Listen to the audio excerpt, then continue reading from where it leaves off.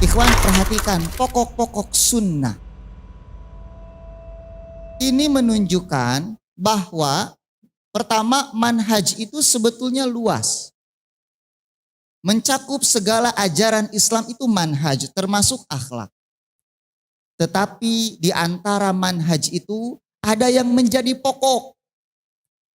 Nah, barang siapa yang menyelisihi pokok ini, maka dia tidak dianggap sebagai ahlu sunnah wal jamaah. Ini hati-hati ini. Jadi seluruh ajaran Islam itu adalah manhaj, metode. Tetapi di antara manhaj itu ada yang menjadi pokok. Sehingga pokok ini menjadi bingkai seseorang untuk tidak keluar dari ahlu sunnah wal jamaah. Dan kalau antum membaca buku-buku manhaj yang ditulis oleh para ulama dari berbagai mazhab itu sama. Antum baca misalnya mazhab Hanafi Imam Tohawi, kemudian dalam ada seorang ulama Maliki menulis kitab manhaj juga itu sama. Termasuk Imam Malik dalam Muwatta'nya coba antum pelajari. Kemudian misalnya Imam Al-Muzanni, beliau mazhabnya apa? Syafi'i. Beliau punya kitab Syarhus Sunnah. Imam Al-Muzanni isinya sama. Nah ini Imam Ahmad bin Hambal isinya sama juga. Jadi para ulama mazhab itu mereka berbeda di dalam fikih tetapi dalam akidah dan manhaj apa? Sama mereka itu. Gitu ya. Apa poin yang pertama? Usulus sunnah inda al-Imam Ahmad at-tamassuk bima kana alaihi ashabu Rasulillah sallallahu alaihi wasallam. Berpegang teguh dengan dengan apa yang para sahabat Nabi dulu berada di atasnya. Gitu ya. Intinya adalah berpegang teguh dengan cara beragamanya para sahabat Nabi. Berpegang teguh dengan cara beragamanya para sahabat Nabi.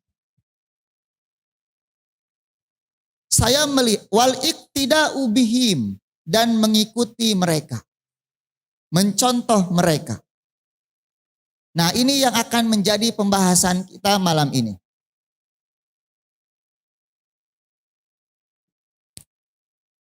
Nah ikhwan, saya melihat kenapa Imam Ahmad mengawali kitabnya ini langsung dengan para sahabat Nabi.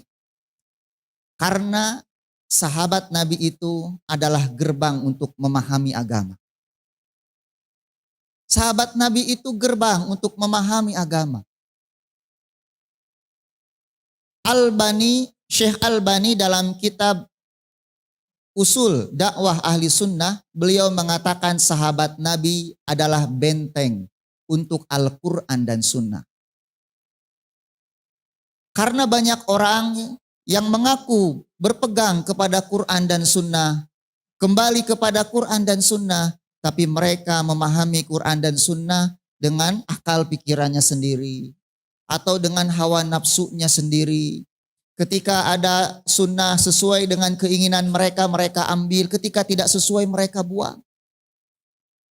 Makanya setiap orang, siapapun mereka, selama mereka muslim, mereka akan mengatakan aku adalah Al-Quran dan Sunnah.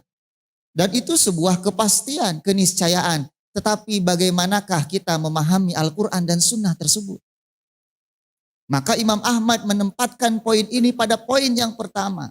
Karena untuk memahami Al-Quran dan Sunnah itu ada gerbangnya, yaitu melalui pemahaman para sahabat. Oleh sebab itu, kalau antum melihat orang-orang Syiah dalam berbagai kajiannya, mereka akan memulai kajiannya itu dari membicarakan sahabat Nabi. Mereka akan memulai kajian-kajian mereka dari sejarah sahabat. Tetapi sejarah sahabat yang didistorsi. Mereka punya doktrin bahwa sahabat Nabi itu semuanya apa? Murtad. Kecuali 4 orang saja. Kenapa? Karena kalau sahabat Nabi sudah diruntuhkan, kita sudah dibuat ragu. Gitu ya, kita sudah dibuat ragu. Dengan kredibilitas sahabat, maka akan hilang kepercayaan kita kepada agama ini. Makanya orang-orang yang menyerang sahabat sebetulnya sejatinya adalah ingin menghancurkan agama Islam itu sendiri.